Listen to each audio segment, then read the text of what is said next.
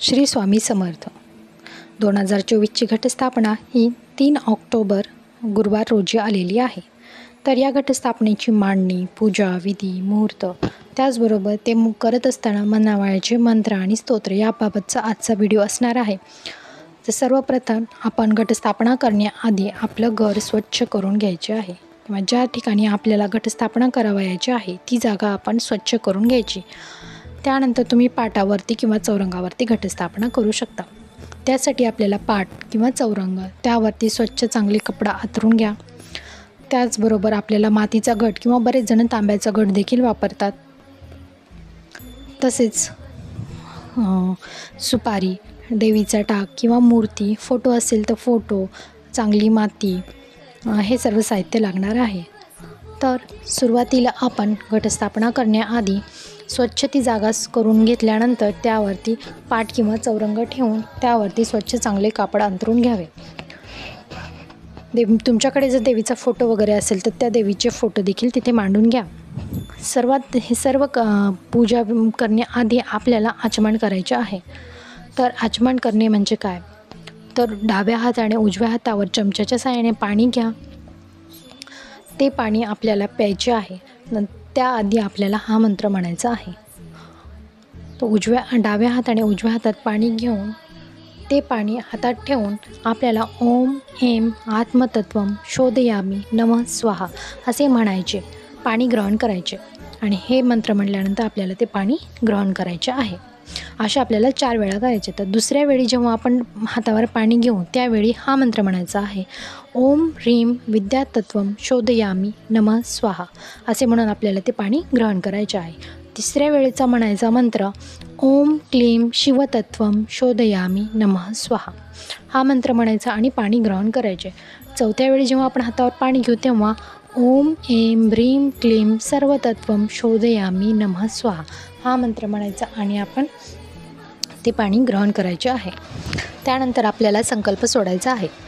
त्यासाठी उजव्या हातामध्ये आपल्याला थोडेसे तांदूळ, पाणी आणि फूल घ्यायचे आहे.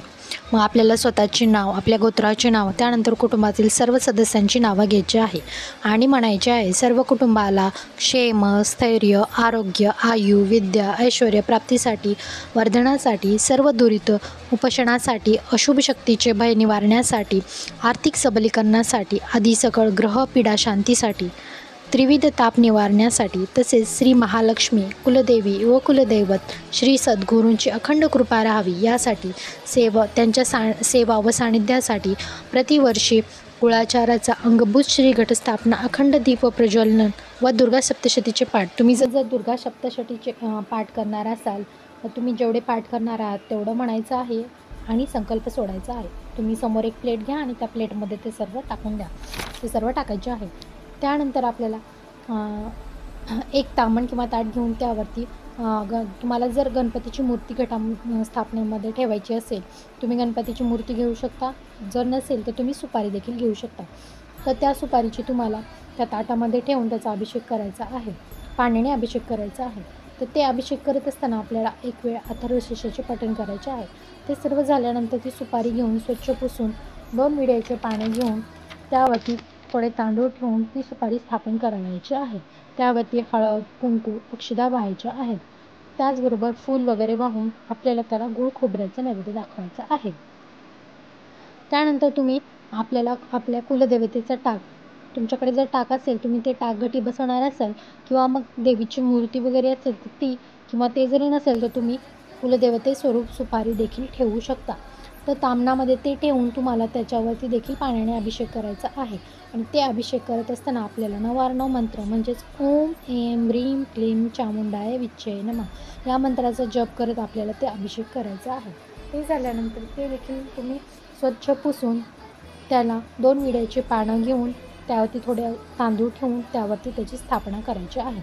त्याला हळद, कुंकू, फुलं व्हायची आहेत.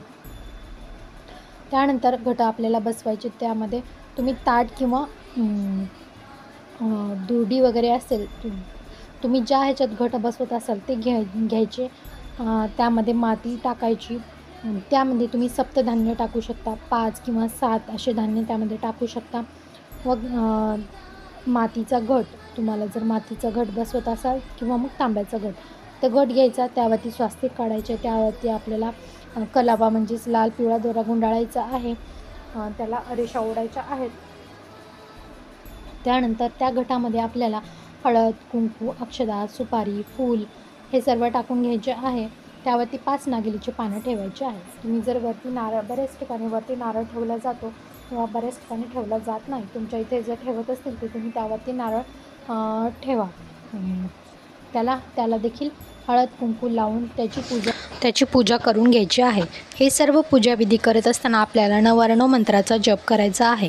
ओम ऐं ह्रीं क्लीं चामुंडाय विच्छे नमः या मंत्राचा जप करायचा आहे. तर त्या नारळावरती आपल्याला गजरा, फूल, वेणी जे काही व्हायचे असेल ते वाहून घ्यायचे. त्यावेळी म्हणावयाचा मंत्र म्हणजे नमो देवे महादेवे शिवाय सतत्वं नम प्रकृते भद्राय नियता प्रणता स्मतां श्री महाकाली महालक्ष्मी महासरस्वती त्रिगुणात्मिका दुर्गा देवे नमः.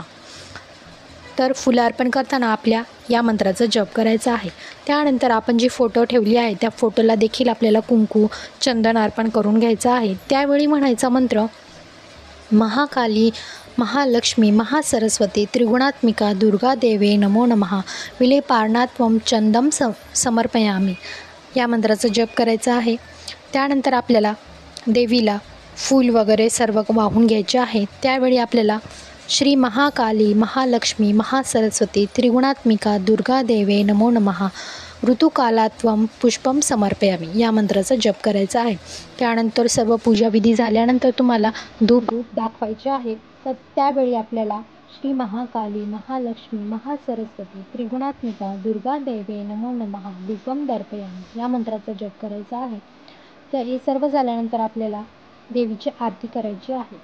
तर ही आरती करण्याच्या आधी आपल्याला श्री महाकाली महालक्ष्मी महासरस्वती त्रिगुणात्मिका दुर्गा देवे नमो नमः दीपम दर्पयामी या मंत्राचा जप करायचा आहे. त्यानंतर आपण देवीपुढे नैवेद्य ठेवायचा, फळं वगैरे ठेवायची. तुम्ही पहिले माळ ही विड्याच्या पानाची असते. 5-7 या विड्यांच्या पानाची आपल्याला माळ देवीवरती सोडायची आहे. तर ही माळ सोडत असताना आपल्याला ओम माले महामाये सर्वशक्ती स्वरूपिणी चतुर्वर्गा त्वयी नस्त्वं सत्मान्ये सिद्धिदां भव या मंत्राचा जप करायचा आहे. त्यानंतर आपल्याला अखंड दिवा प्रज्वलित करून घ्यायचा आहे. दिव्याला देखील हळद कुंकू लावून घ्या. दिव्याखाली आपल्याला ताट ठेवायचे आहे. त्या ताटावरती तांदूळ ठेवून त्या तांदळाचं आपल्याला अष्टदल कमल काढायचं आहे. त्यावरती हळद कुंकू टाकून तुम्ही अखंड दिवा त्यावरती ठेवा आणि मग प्रज्वलित करून घ्या. प्रज्वलित दीप केल्यानंतर आपल्याला त्याला हळद कुंकू फुलं वाहून घ्यायची आहे. दिव्याला नमस्कार करायचा आहे आणि आपल्याला आरती करून घ्यायची आहे.